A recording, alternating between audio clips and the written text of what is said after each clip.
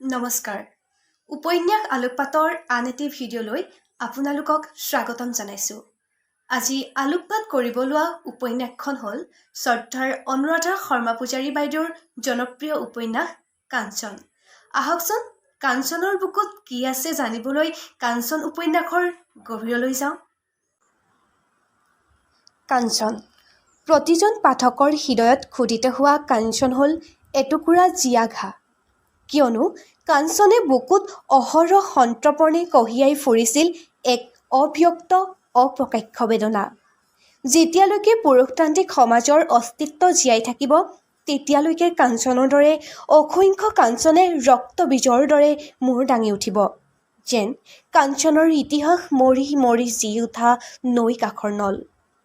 নিজৰ অনিচ্ছাৰ স্বত্বেও মাথো খাদ্য বস্ত্ৰ আৰু বাসস্থানৰ বাবেই কাঞ্চনৰ নামৰ লগত সংযোগ হ'ল পতিতা। আচলতে লেখিকাই কাঞ্চনৰ লগতে অনেক কাঞ্চনৰ কথা উনুকিয়াই গৈছে, যিয়ে পেটৰ তাড়নাত পৰি কাপুৰুষৰ হাতত নিজৰ সতীত্ব বিক্ৰী কৰি ভোক দূৰ কৰে। কিন্তু নাৰী এগৰাকীৰ এই বেশ্যাৰ যাত্ৰাত থকা সভ্য সমাজৰ অৱদান কেতিয়াও কোনোপধ্যেই নুই কৰিব নোৱাৰি, যাৰ ফলশ্ৰুতিত সমাজৰ বিভিন্ন স্তৰত কাঞ্চন জীয়াই থাকে। সেয়েহে লেখিকাই উপন্যাসৰ পাতত লিখিছিল, কাঞ্চনৰ জীৱন কাহিনীৰ শেষ নাই। কাঞ্চনৰ দৰে সৰু বৰ ঘটনাৰে বহু নাৰী জীয়াই আছে চৰকাৰী বেচৰকাৰী অফিচত, ৰেস্তোৰাঁ হোটেল ফুটপাথত।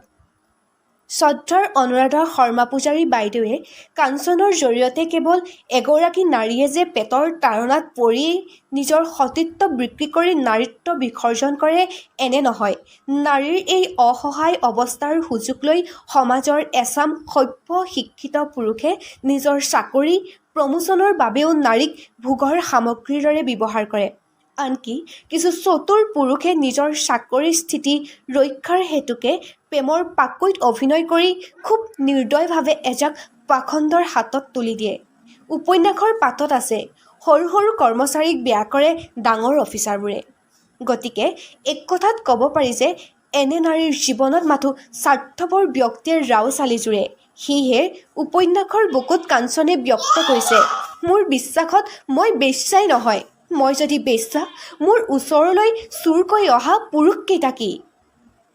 জীৱনৰ প্ৰতি যাৰ প্ৰেম মায়া আৰু মোহ আছে সেই মানুহে কেতিয়াও ইচ্ছাকৃত মৃত্যু অথবা আত্মহত্যা কৰিব নোৱাৰে।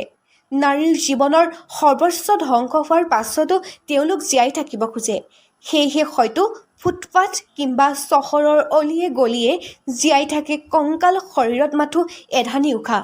যিদৰে লেখিকাই কৈছে, বেলিৰ শেষ ৰঙো সদায় বিষাদৰে হালধীয়া। মানুহে যেনেকৈ পৃথিৱীৰ মায়া এৰো বুলিয়েই এৰিব নোৱাৰে, বেলিয়েও নোৱাৰে।